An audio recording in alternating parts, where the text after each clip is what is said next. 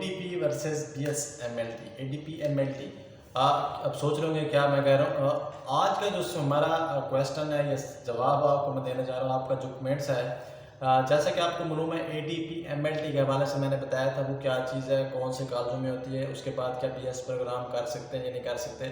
اس تمام تر چیزیں بتانے کے بعد ADP کے حوالے سے بتایا تھا. ایک بھائی کا کمنٹس ہے ADP MLT اور BSMLT میں کیا فرق ہے. ADP MLT اور BSMLT آپ کو معلوم ہے وہ بھی FSC کے بعد ہوتا ہے, وہ بھی FSC کے بعد ہوتا ہے. BSMLT 4 سالہ ہے اور ADP 2 سالہ ہے. اب اس میں آپ فرق کیا ہے. ADP وہ لوگ کرتے ہوتے ہیں جس کے پاس ٹائم کم ہے, ADP وہ لوگ کرتے ہیں جس کے پاس نالج ہے, وہ ڈگری حاصل کرنا چاہتے ہیں وہ کرتے ہیں, جس کے پاس پیسے نہیں ہیں وہ کرنا چاہتے ہیں, جس کے پاس اپنے مینیج نہیں کر سکتا اور فیلڈ میں آلریڈی جانا چاہتا ہے اس کے پاس وہ کہتے ہیں میں گھر کے حالات اس طرح افورڈ نہیں کر سکتا وہ کر سکتا ہے. جو اسٹڈی کم کر سکتا ہے یعنی کہ 8 سمسٹر نہیں پڑھ سکتا اور وہ ADP لوگ کرتے ہوتے ہیں. ADP میں 4 سمسٹر ہوتے ہیں اور BSMLT میں 8 سمسٹر ہوتے ہیں اور فیس کا بھی کافی فرق ہوتا ہے. اور اب اس کی جاب کی ریلیٹڈ بات کریں, پبلک ڈائگنوسٹک لیب پر BSMLT کام کر سکتا ہے اور ADP والا کام نہیں کر سکتا. اور ڈاکٹر کلینکس پہ ADP بھی کام کر سکتا ہے اور BSMLT والا بھی کام سکتا ہے. پرائیویٹ ہاسپٹل میں دونوں کام کر سکتے ہیں, ADP بھی کام کر سکتا ہے, BSMLT والا بھی کر سکتا ہے. اس کے علاوہ پیرامیڈیکل جیسے انسٹیٹیوٹ ہے اس میں ٹیچنگ انسٹیٹیوٹ کی جابس وغیرہ آتے ہیں, اس میں BSMLT کر سکتا ہے, ADP والا نہیں کر سکتا.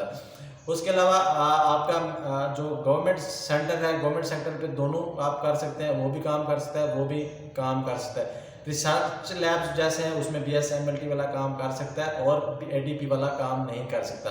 اس کے علاوہ بایو ٹیکنالوجی لیب جیسے ہوتی ہیں کسی چیز کی تحقیق وغیرہ ریسرچ وغیرہ کرتے ہیں اس میں BSMLT والا کام کر سکتے ہیں, ADP والا نہیں کر سکتا. اس کے علاوہ آپ پرائیویٹ لیبز میں دونوں کام کر سکتے ہیں. فارماسیوٹیکلز کمپنیز وغیرہ میں BSMLT والا کام کر سکتا ہے اور ADP والا نہیں کر سکتا. اگر جاب کی ریلیٹڈ بات کریں تو لیبارٹری انچارج بھی بن سکتا ہے ADP, ہیلتھ کیئر پروجیکٹ میں بھی کام کر سکتا ہے, پروفیشنل میں بھی کام کر سکتا ہے, لیبارٹری ٹیکنالوجسٹ میں بھی کام کر سکتا ہے. اگر آپ BSMLT کی بات کریں وہ کیا کر سکتے ہیں, لیبارٹری انچارج بن سکتا ہے, ہیلتھ اینڈ پروفیشنل میں بھی کام کر سکتا ہے, لیبارٹری ٹیکنالوجسٹ بھی بن سکتا ہے, لیکچرر بھی بن سکتا ہے اور بہترین ریسرچ سینٹر بھی بن سکتا ہے. اور اس کے علاوہ آپ کو فرق ہے وہ 2 سالہ پروگرام ہے وہ 4 سالہ پروگرام ہے.